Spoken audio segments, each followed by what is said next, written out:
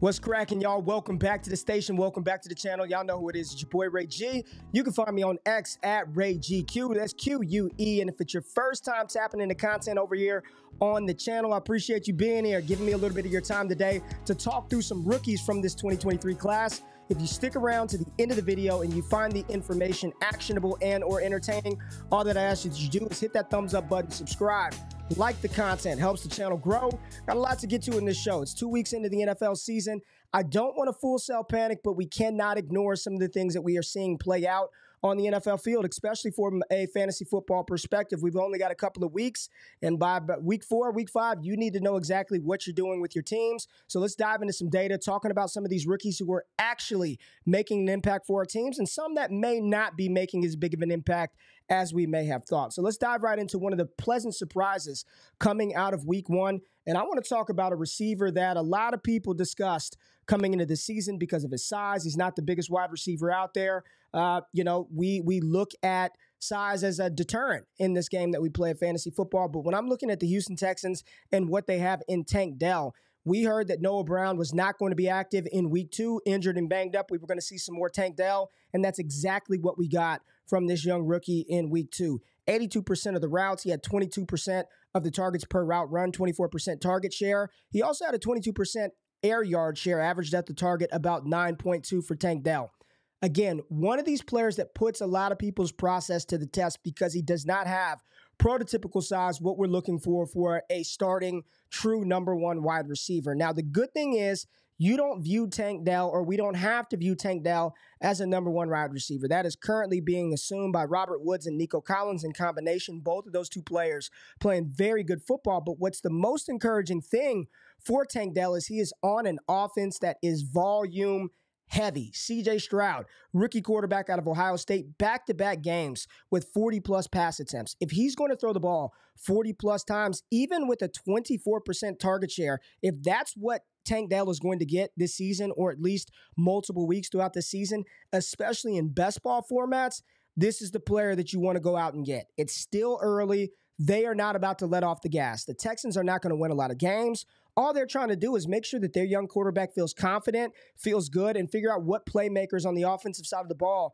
that they can continue to roll into next season with. So I do not anticipate this slowing down anytime soon for Tank Dell. So if you're thinking about buying him, you're a little nervous, you're a little concerned, I'll just say this. After the first 2 weeks and even week 1, 46% route share, 16% targets per route run, didn't have a lot of targets, but to see that jump up and almost triple in week 2, this is encouraging. This young player is quick, he's dynamic, he's athletic, can make a lot of plays after the catch. Tank Dell, very encouraged by his production. Don't even care about the size. The NFL is changing. Tank Dell seems to fit today's space and separation creation from the wide receiver spot. Really like what we saw out of Tank Dell, stock up for the Houston Texans rookie. Let's take a look at another player. Who do we got? We got two. We're going to talk about the Green Bay Packers, Dontavian, Wicks, and Jayden Reed. So let's pull this up a little bit, and let's talk about Wicks first. I picked him up a couple of spots off of waivers last week. Didn't expect a lot out of him. Majority of the leagues that I play in are best ball leagues. But when you look at this Packers offense, it is rookies and second-year players. Dontavian, Wicks, 59% route participation, but 25% targets per route run. Very, very good. Very solid.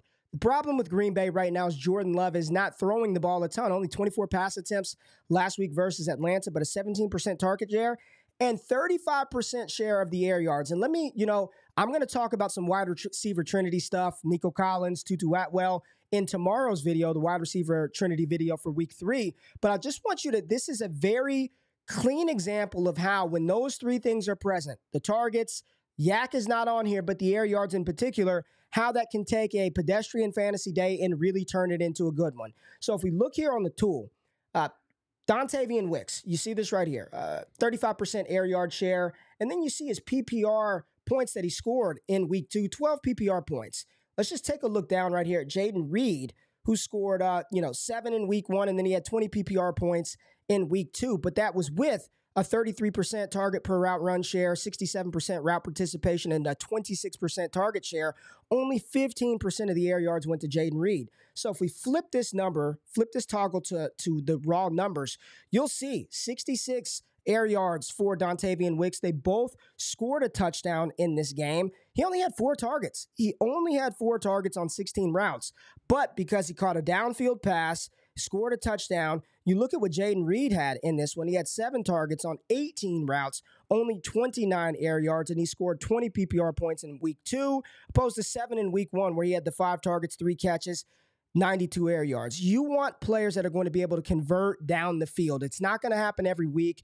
You can't bank on that every week. But if you've got a receiver that's going to push and threaten defenses vertically, opposed to a volume-based one, if you're just going to be volume-based, you need to get a lot of targets.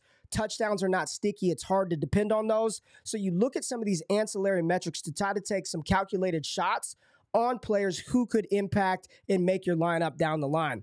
Wicks is one I'm going to keep my eye on with Christian Watson coming back. I think that what that means for Wicks is he goes back to a complementary role. He's not going to see 16 routes potentially with Watson on the field. Jayden Reed is another one. When Watson comes back, it's going to be interesting to see what he does as far as volume underneath with Romeo Doubs there. So Wicks and Reed, while I'm encouraged by what I've seen early, not fully buying into these two as bona fide studs starting guys day one or, moving on in Green Bay, especially with Christian Watson coming back. But it is encouraging to see them getting on the field and producing to some degree. Let's move on to talk about a player that is he is on the tip of everybody's tongues, but not in a good way. Not in a good way. And I'm talking about Jahmyr Gibbs from the Detroit Lions. There seems to be a lot of fear, a lot of panic about Jahmyr Gibbs. Saw David Montgomery go down with an injury. It's already been announced that he's going to miss multiple weeks with that thigh contusion injury. And then when he comes back, we'll see how he performs on the field. But the prevailing thought was Jahmyr Gibbs was going to assume this bell cow workload once David Montgomery went out. And I think people need to adjust their expectations. That is not his game. He's not going to be the type of running back that they slam up the A-gap 15, 16, 17 times like they would do with David Montgomery. But here's where you should be very, very, very encouraged. When you look at his route participation, his target share, his targets per route run, this is what you want to see. 56% of the routes in week 2 went to Jahmyr Gibbs. And you see David Montgomery was at 30%, but when he went out, it was all Jahmyr Gibbs, 26% of the targets. So while David Montgomery's running routes, Jared Goff and Ben Johnson, they're not even looking his way. They're not looking his way to throw the ball. Where you look at Jahmyr Gibbs, he had 9 targets on the day, 26% target share for this position. Even Craig Reynolds, they're not throwing him the ball. This is what's encouraging. He is not going to be the guy that's going to be on the field and assume those traditional running back touches, but he's going to be on the field in 2-minute drills. You see that 75%, he was on the field in 2-minute drill situations, giving you that opportunity for those dump-off outlet passes to Jahmyr Gibbs. And he also had a design pass, a Texas route in which he dropped over the middle, which would have been a big explosive play. With David Montgomery out, yes, I do think that Jahmyr Gibbs will get an uptick in rushing volume, but I do not believe he's going to be the type of running back to carry the ball 15, 16 times, and I don't care. The fact that he's involved in the receiving game, I'm just telling you all to be patient. I know that it's a little frustrating right now, especially watching how good Bijan Robinson is performing in Atlanta, but those two situations are not the same. Do not panic sell on Jahmyr Gibbs. If you have him in Dynasty, don't do it. Redraft, trust me. Hold on. Things are going to get better. Everything that I'm seeing is encouraging. Snap percentage is higher. Rush attempt percentage is higher. The routes, everything is higher in week 2 for Jahmyr Gibbs. And while Craig Reynolds will be involved on the ground, I am not concerned in the least a bit about Jahmyr Gibbs. Do not sell him. Be patient. Trust the process. All the data says Jahmyr Gibbs is going to be just fine. And we talked about the aforementioned Bijan Robinson. I don't need to tell you guys how good this damn running back is. But we go through every rookie report and we just kind of pass him off and don't really mention him. Oh, it's just Bijan. No, let's give him his respect. Because what he's doing in almost a true split to a degree with Tyler Algier is incredible. Both of these players are playing independent roles and they're playing in 21 personnel on the field together at times. Bijan Robinson in week 2, 48% of the rush attempts. Tyler Algier, 40%. So again, almost an even split for carrying the ball up the gut. But here is where things start to separate and really just show how good Bijan Robinson is. 79% of the routes, Bijan Robinson is running those. And on those 79% of routes, he's getting targeted 17% of the time. 17% targets per route run. He's getting 100% of the 2-minute drill snaps. This is this is best case scenario. This is LaDainian Tomlinson reincarnated. And you can look at Algier. I mean, he's getting the rush attempts, 40% there. He's running routes, 26%. That's pretty damn good. No targets. They're not even thinking about throwing him the ball. When they want to pass, it's to Bijan Robinson. This is the most valuable skill position asset in Dynasty right now outside of Justin Jefferson. You can even say he's more valuable right now today than Jamar Chase, given his poor play and the Bengals' poor play to start the season. Bijan Robinson is a superstar. It is just, let's give him some props. Let's highlight just how good he is. This young man is outstanding. The data backs it. Bijan Robinson stock, if it can go any higher, just do it. If it can, raise it up a little bit. Let's take a look at another running back, Bijan Robinson's collegiate teammate, Roschon Johnson. And we saw this week D'Onta Foreman inactive for this game, so everybody was excited for Roschon Johnson and what he can do. He played right along Khalil Herbert. 43% of the snaps opposed to 59%. They played in some 21 personnel together, 27% of the rush attempts, so a little under what Khalil Herbert had at 47%. But you see a 36% route participation, 8% target share, 15% targets per route run. He played the RB2 to Khalil Herbert's RB1. Now, Luke Getsky just got fired or removed, however you want to call it, relieved of his duties, fired from being an offensive coordinator with the Chicago Bears. I don't know who's taking over that job, but hopefully they do things to make it easy on Justin Fields. If we can get Justin Fields running, let him run the ball. Only 3 design runs for Justin Fields on the season. That RPO game with Roschon Johnson in the backfield, this is where you're going to start to see him shine. The defense is having to fear and respect Justin Fields' ability to pull the ball and run. More opportunities coming from Roschon. If there were any rookie running back today that I would be trying to buy aggressively, it's Roschon Johnson. This is a regime that selected him, and despite what happens with Justin Fields, Roschon Johnson seems to be in the future plans of Ryan Poles and the Chicago Bears. So if you can get him in a throw-in and a deal in Dynasty off of waivers and redraft, this is a running back that I'm willing to bet on as the season progresses. More and more opportunity will come his way. He's already shown that he's more valuable than D'Onta Foreman. Stock up, sneaky stock up. Even though the week he didn't do much, only 6 PPR points, this is when you buy a player like Roschon. Didn't do anything last week. Out of sight, out of mind, give me some Roschon Johnson. Another running back that I'm a little concerned about, and this is one that a lot of people thought would come in. The reports were Zach Charbonnet was going to come in and take Kenneth Walker's lunch, be the main guy, show that he needs to be the lead back in this backfield. And 2 weeks into the season, that couldn't be the furthest thing from the truth. Zach Charbonnet is playing about 28% of the snaps. He's getting 18% of the rush attempts, opposed to 77% for Kenneth Walker in week 2. And when you look at this, even DJ Dallas getting 5, just getting enough to be annoying, 5%, right? Doesn't seem like a lot until you can add that 5% to somebody else. You look at Zach Charbonnet, route participation is there, was targeted one more time than Kenneth Walker in this matchup in week 2 versus the Lions. But, he scored 1 point in week 1, 5 points in week 2. Kenneth Walker is the guy. They want to run the ball, and until something happens to Kenneth Walker, and we do not wish for injuries on this show, knock on wood, he's the guy. There's nothing there for Zach Charbonnet. You can't start him. You can't play him. Even in best ball, he's probably not giving you much on a week-to-week basis. Until we see that snap share, and more in particular, that rush attempt share and those targets increase, this is a player that you cannot start. Would I buy low on Zach Charbonnet? Not really. I like him. If I got him in rookie drafts, I'm good with him. It has nothing to do with the player being good or bad, but I just have no interest in rostering a running back that's giving me an absolute 0 right now. I can always buy back in. Do not see a world in which Zach Charbonnet takes over this backfield from Kenneth Walker. So a little one just to be careful with is Zach Charbonnet. Let's take a look at another player, low volume, low sample size, but it was fun to see him get down the field. And I'm talking about Giants rookie wide receiver Jalin Hyatt. Didn't do much in this game, but when he did, boom, it was a big play. Could have almost scored a long touchdown. Daniel Jones and the Giants offense had to open this up. Right now, Saquon Barkley dealing with injury. They're talking about he's a game-time decision. He's not going to play for multiple weeks. It's the ankle sprain. Open the offense up. I understand the offensive line isn't great. Get Daniel Jones on the move. Get some play action. At least make them think that you're going to run the ball, and then you can use the speedster over the top. He got deep against the Arizona Cardinals, caught a long pass, caught a couple of passes. Daniel Jones is going to have to open it up. This offense has to get going. It's been stuck in neutral for 6 quarters to start this season. Now, is Jalin Hyatt somebody that you need to jam into a lineup right now? Absolutely not. Not running enough routes, not being targeted enough.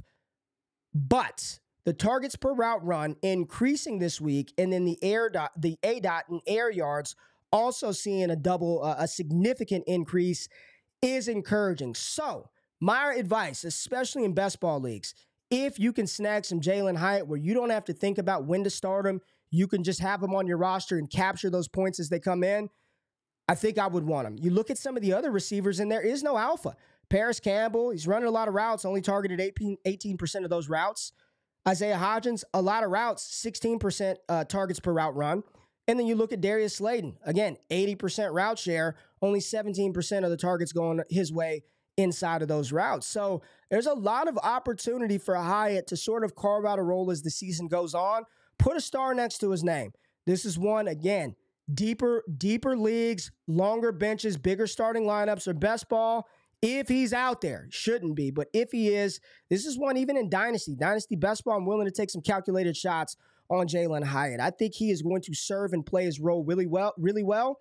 Could he be a better version of a Gabe Davis? I think that's definitely within the range of outcome for Jalin Hyatt. So just keep him on your radar. A rookie that's got a little bit of a stock up bump for me after week 2. Now let's go to the man, the Prince, Puka Nacua. You can't turn on the TV without talking about Puka Nacua.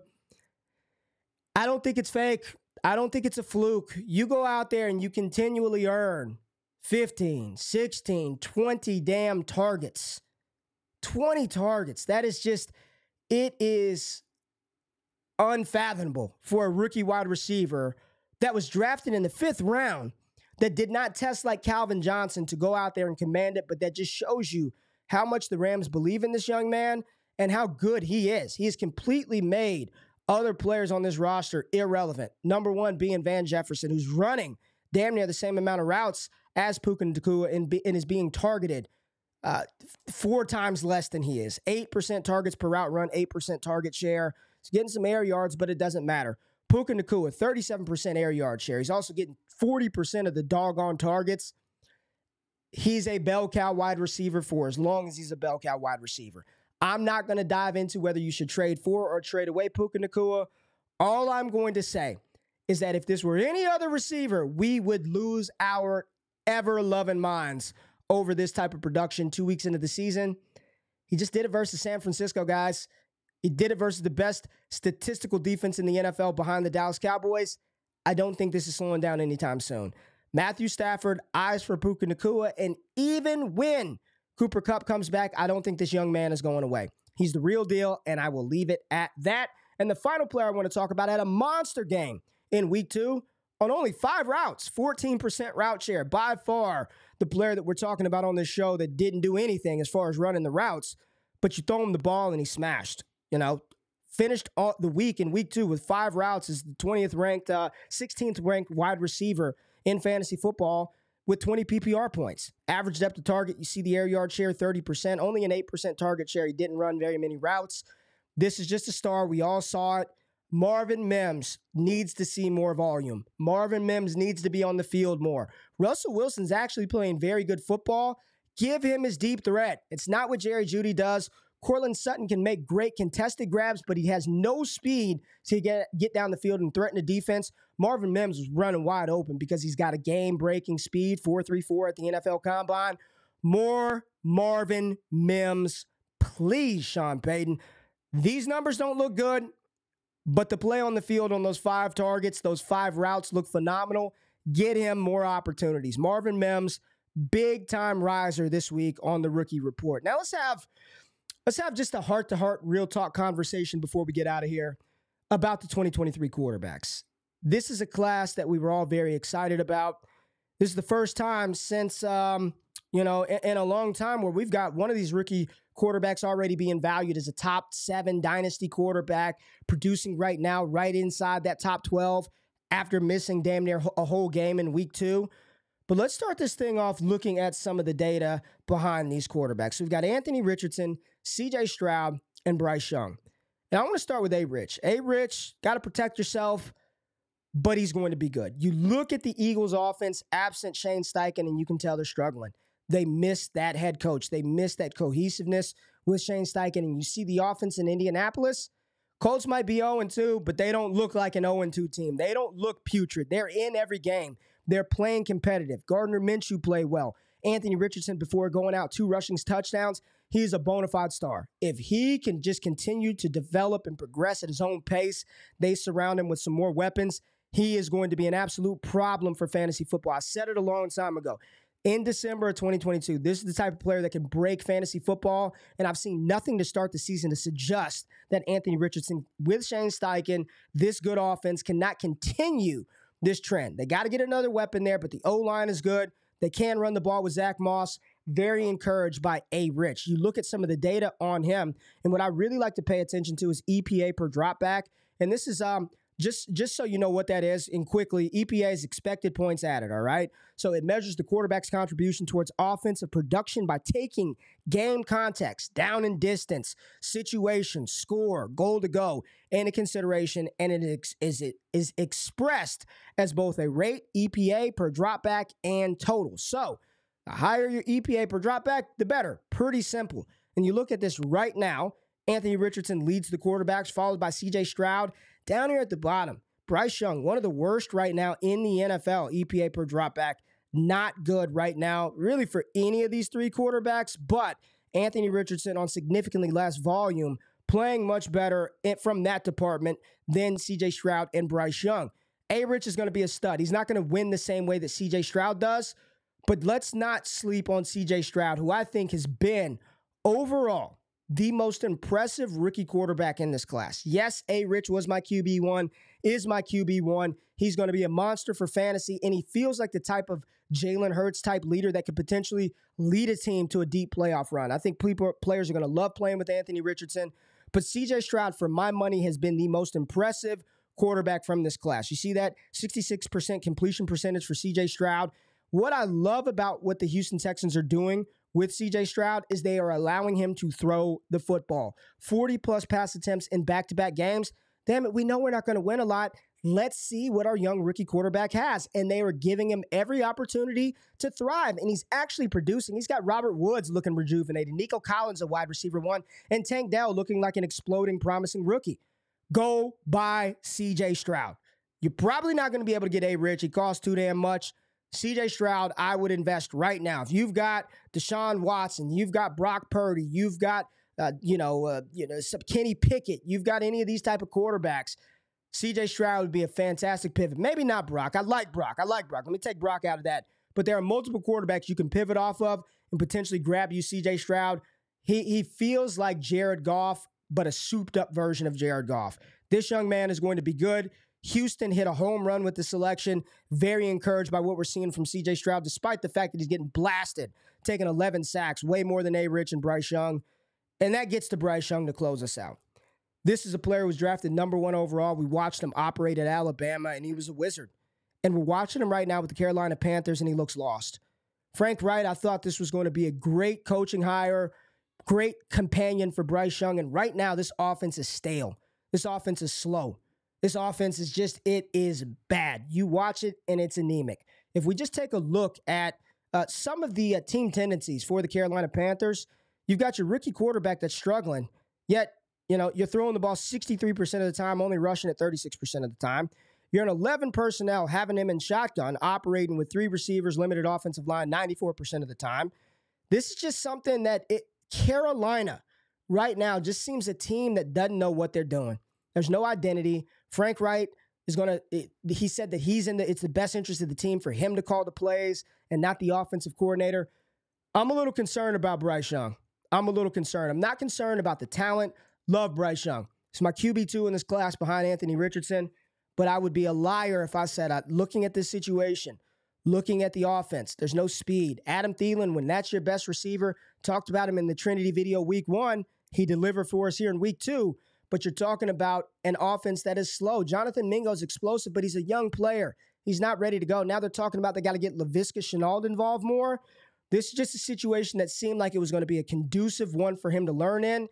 That still very well may be the case. And I am not out or panicking on Bryce Young, the talent, but this situation right now feels very nasty. It feels not good. I'd much rather, sounds crazy, give me Indianapolis or the Houston Texans organization right now over what we've seen out of Carolina and this anemic offense and inability to surround their rookie quarterback with weapons. You know, guy out in Chicago is not being used enough. Maybe Bryce Young could have used that DJ more. We shall see. I appreciate y'all tapping into the content. As always, if you found the content actionable and or entertaining, all I ask that you do is hit that subscribe button. Hit the thumbs up. Subscribe to the channel. Let me know in the comments below what rookies you've been excited about. Which rookies have you very, very concerned moving forward for fantasy football? Make sure you tap into the wide receiver Trinity video that will be out tomorrow. Got a lot of good stuff there. Appreciate y'all. Y'all have a blessed one. I'm out. Peace.